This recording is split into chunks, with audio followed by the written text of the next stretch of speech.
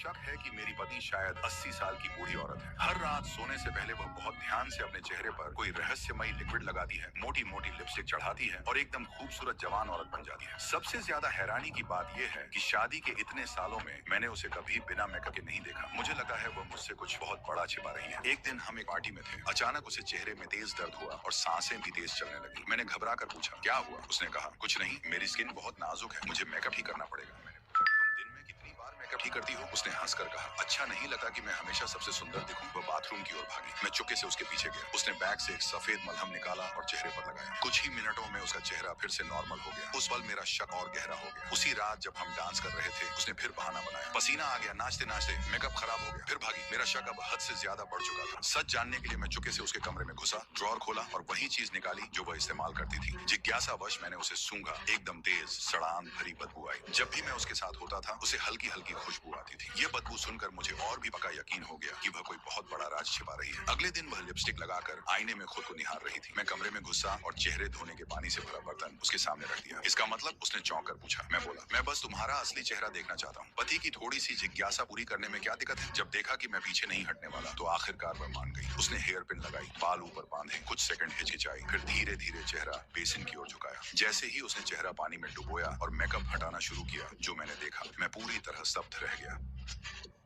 मुझे शक है कि मेरी पत्नी शायद 80 साल की बूढ़ी औरत है। हर रात सोने से पहले